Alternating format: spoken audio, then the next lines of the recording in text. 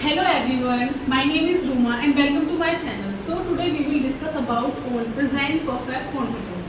बहुत से लोगों को ये दिक्कत होती है कि since कहाँ यूज होता है या for कहाँ यूज होता है या what is the difference between present continuous या past continuous.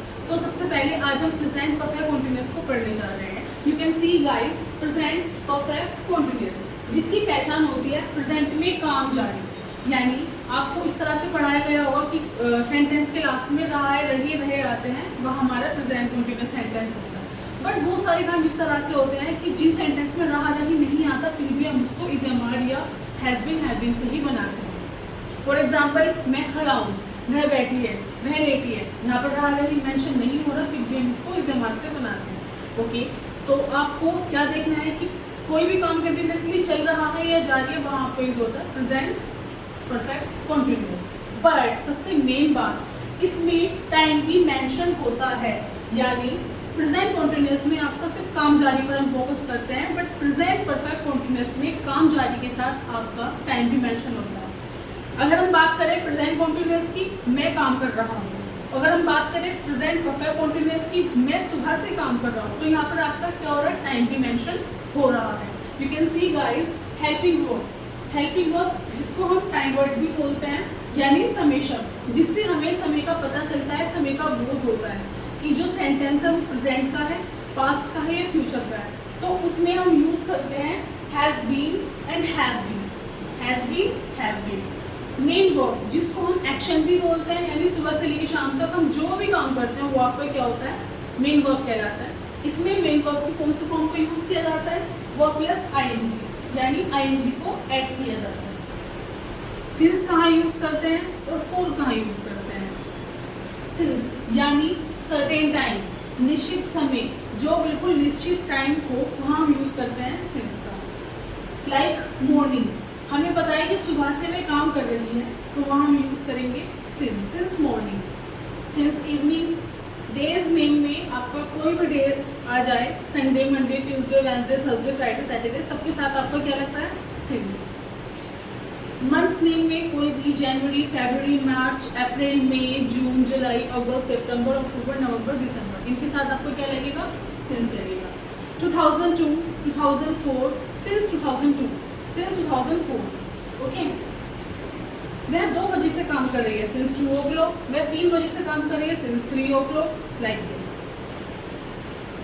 ओके, एंड अगर किसी भी मतलब डेज में मंथ हो या घंटे की बात हो रही है, 2 घंटे, अब यहाँ पर निश्चित समय नहीं है, बट अगर इससे पहले लास्ट लग जाता है, यानी पिछले 2 घंटे, पिछले 3 घंटे, पिछले 3 महीने, तो वहाँ पर आपको सिंस का यूज करना है।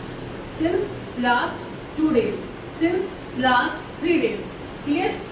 Where we use for, uncertain time, अनिश्चित समय, जहाँ पर समय निश्चित ना हो वहाँ यूज होता है for का। लाइक 2 days, वह 2 दिन से काम कर रही है, अब हमें ये नहीं पता कौन से 2 दिन है, तो वहाँ पर आपका क्या आएगा, for 2 days, for 3 days। 3 हफ्तों से काम कर रही है, for 3 weeks।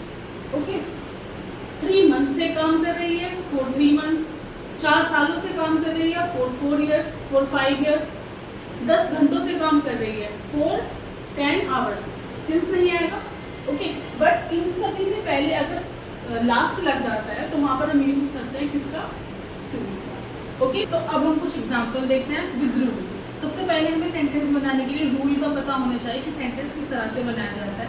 जैसे आपको पता होगा कि पॉजिटिव सेंटेंस बनते हैं, नेगेटिव बनते हैं, इंटरोगेटिव जिसे कंफर्मेटिव सेंटेंसेस बोलते हैं, एंड इंफॉर्मेटिव जिसे डबल इंटरोगेटिव सेंटेंस बोलते हैं। तो सबसे पहले आप पॉजिटिव का रूल देखेंगे, डूअर, टाइम वर्ड, एक्शन।